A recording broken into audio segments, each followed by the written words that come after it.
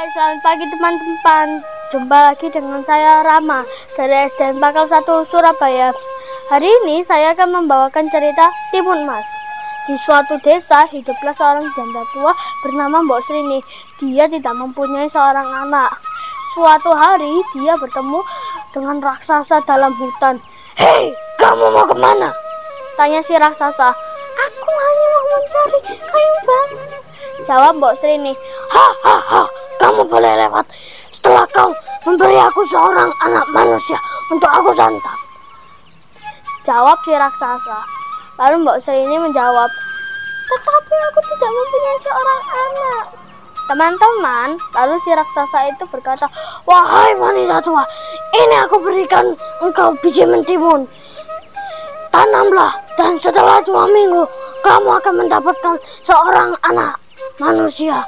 Tapi ingat, serahkan anakmu itu setelah berusia 6 tahun.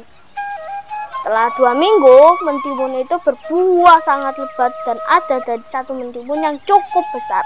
Mbok Srini kemudian mengambilnya dan setelah dibelah, ternyata isinya seorang bayi yang sangat cantik jelita. Bayi itu kemudian diberi nama Timun Mas. Setelah 6 tahun, datanglah si raksasa untuk menagih janji. Tetapi Mbok Srini sangat ketakutan dan tidak mau kehilangan Timun Mas. Kemudian Mbok Srini berkata, "Wahai raksasa, datanglah ke sini 2 tahun lagi. Semakin dewasa anak ini, maka semakin enak untuk disantap." Si raksasa pun setuju dan meninggalkan rumah Mbok Srini. Teman-teman, hati Mbok Srini sangat cemas.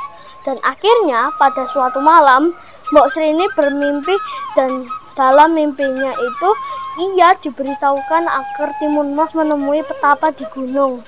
Pagi harinya, Mbok Srini menyuruh Timun Mas untuk segera menemui petapa di gunung itu. Setelah bertemu dengan petapa, Timun Mas pun kemudian bercerita tentang maksud kedatangannya.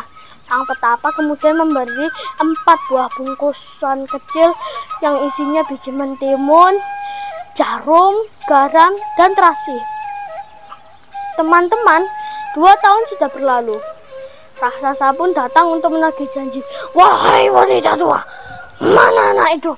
Aku sudah tidak tahan lagi untuk menyantapnya," teriak si raksasa. Kemudian Mbok Srini menjawab dengan menangis, Jangan kau ambil anakku ini, kalau aku sangat menyayanginya." Karena tidak tega, Timun Mas pun keluar dari tempat persembunyiannya. "Aku di sini raksasa, tangkal kau bisa." Raksasa pun mengejar dan Timun Mas pun mulai melemparkan kantong yang berisi mentimun. Sungguh ajaib. Hutan menjadi ladang mentimun yang buahnya lebat sekali. Tetapi raksasa pun juga terhambat, tetapi jadinya bebas dan melanjutkan mengejar Timun Mas lagi. Dan Timun Mas pun menaburkan kantong kedua yang berisi jarum. Dalam sekejap tumbuhlah pohon-pohon bambu yang sangat tinggi dan tajam. Dengan kaki yang berdarah-darah, si raksasa pun terus mengejar. Kemudian Timun Mas membuka bingkisan ketiga yang berisi garam. Seketika pun itu hutan menjadi lautan yang luas, tetapi masih bisa dilalui si raksasa. Yang terakhir, Timun Mas menaburkan terasi. Seketika itu terbentuklah lautan lumpur yang mendidih, dan si raksasa pun tercebur dan mati dalamnya. Timun Mas pun mengucap syukur kepada Tuhan Yang Maha Esa karena sudah diselamatkan dari raksasa yang kejam. Akhirnya Timun Mas dan Mbok Srini hidup bahagia dan damai. Demikian dari cerita tentang Timun Mas yang mengajarkan pada kita agar selalu berani dan gigih dalam mencapai cita-cita dan tidak sombong terhadap sesama. Terima kasih atas perhatiannya. Sampai jumpa. Salam literasi.